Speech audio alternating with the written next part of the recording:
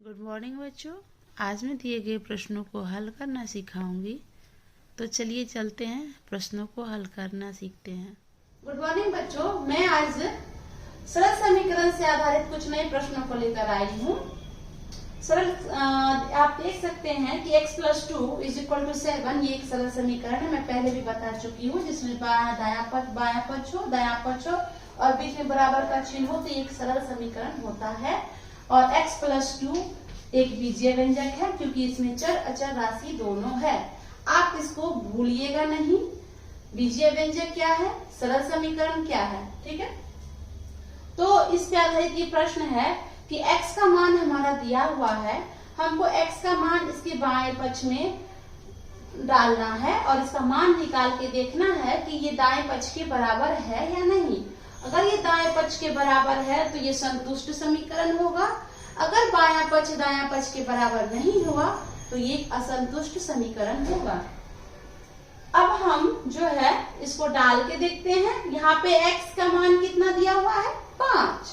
तो हम यहाँ पे डालते हैं x का मान, यहाँ पे डाल के देखते हैं 5। लेफ्ट हैंड साइड का निकालते हैं। यहाँ पे लेफ्ट हैंड साइड में क्या होगा, x + 2 = 5 + 2। ये किसके बराबर हो गया, 7 के बराबर। यानी कि हमारा left hand side right hand side में हमारा क्या है, 7 ही तो है, 7 ही तो है। यानी कि लेफ्ट हैंड साइड हमारे राइट हैंड साइड के बराबर है, इसलिए ये समीकरण क्या है, संतुष्ट है। हाँ ठीक है, ये एक संतुष्ट समीकरण है। अब हम आगे बढ़ते हैं।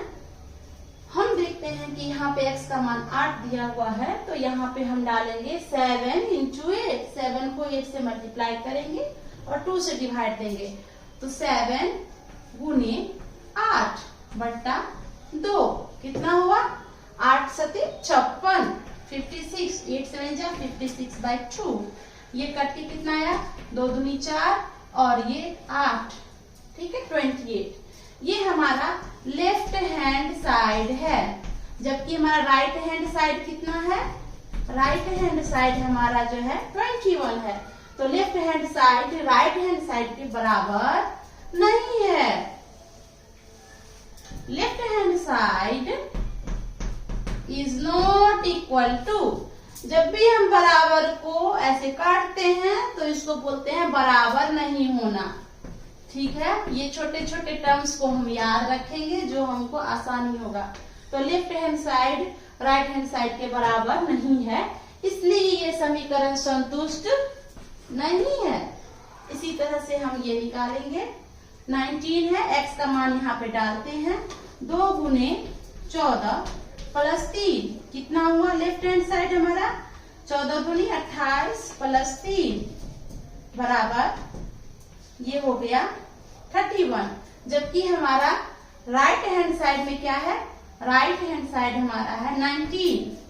तो 31 91 के बराबर नहीं है, इसलिए left hand side is not equal to right hand side. इसलिए ये भी समीकरण हमारा संतुष्ट नहीं है। इस तरह से जो कोई समीकरण संतुष्ट है या नहीं है, हम उसमें x का मान डालते हैं। दायां पक्ष और बायां पक्ष को मिला के देखते हैं। अगर बराबर हुआ तो समीकरण संतुष्ट है, बराबर नहीं हुआ तो समीकरण संतुष्ट नहीं है। आगे हम जो है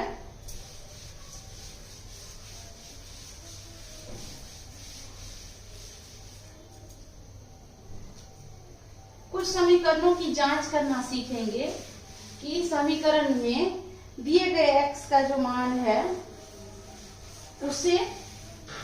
अब मैं जो है आप लोगों को ये समीकरण को कथन के रूप में कैसे लिखते हैं ये बताऊंगी। कि जब भी कोई समीकरण दिया है तो हम उसको कथन के रूप में कैसे लिखेंगे। मैंने पहले बताया था कि जब भी किसी संख्या का बात हो तो हम उसको x मानते हैं। तो यहाँ पे पहले से x दिया हुआ है तो इसको क्या मानेंगे, किसी संख्या, ठीक है। जब किसी संख्या को x मानेंगे तो यहाँ पे भी x को क्या मानेंगे, किसी संख्या। यानी कि किसी संख्या में से 5, ये क्या है, घटाने का चिन्ह। 5 कम करने पर, या तो हम कम करने का यूज कर सकते हैं, या 5 घटाने पर, या 5 हटाने पर, 3 बार कम करना, 5 घटाना या 5 निकाल लेने पर 7 प्राप्त होता है। इसको 3 तरीके से लिख सकते हैं। इस घटाने के लिए हम 3 शब्दों का यूज कर सकते हैं। कम करना, ठीक है, घटाना, घटाने पर या निकाल लेने पे, किसी संख्या में से निकाल लेने पर, 3 शब्दों का यूज कर सकते हैं। सभी बच्चे अलग अलग वाक्यों का प्रयोग कर सकते हैं कि किसी संख्या में से 5 कम कर देने से 7 प्राप्त होता है।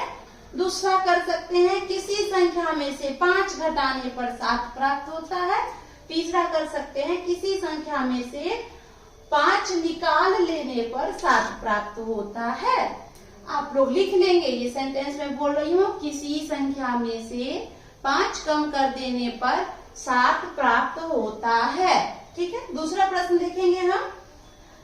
ये x को तो हम हमेशा किसी संख्या ही बोलेंगे, नहीं, किसी संख्या में से, यहाँ क्या किया गया है, डिवीजन।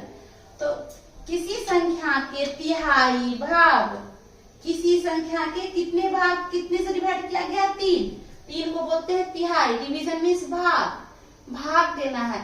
या तो हम बोलेंगे किसी संख्या में से, या तो हम लिख सकते हैं किसी संख्या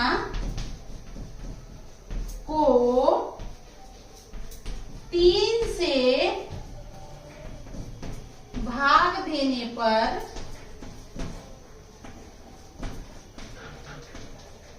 पर 5 प्राप्त होता है, 5 प्राप्त होता है। और दूसरा क्या लिख सकते हैं, किसी संख्या का तिहाई भाग 5 के बराबर है। ये भी लिख सकते हैं हम लोग। ये तो या तो डिवीजन के रूप में लिख सकते हैं। हम एक ही समीकरण के लिए अनेक भाषाओं का प्रयोग कर सकते हैं, और ये हमारे दिमाग पे निर्भर करता है, हम कितना सोचते हैं और कितना समझते हैं, उस हिसाब से हम जो है समीकरण बनाते हैं, उसकी भाषा बनाते हैं। तो आप लोग पढ़ने में ध्यान दीजिए। किसी संख्या, किसी संख्या का तिहाई भाग, मतलब तीसरा भाग, तिहाई भाग का मतलब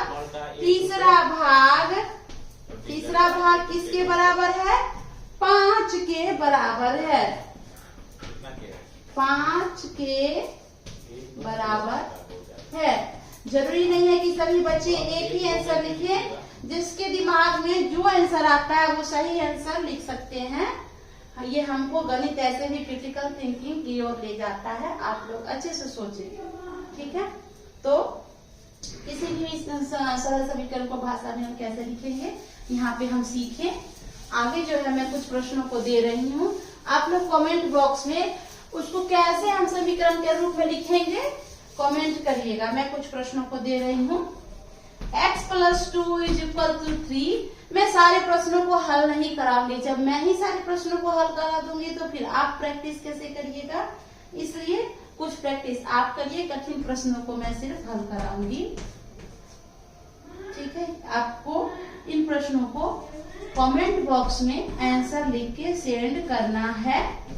और आपको वीडियो अगर पसंद आया तो लाइक एंड सब्सक्राइब जरूर करिएगा। तब तक के लिए बाय बाय।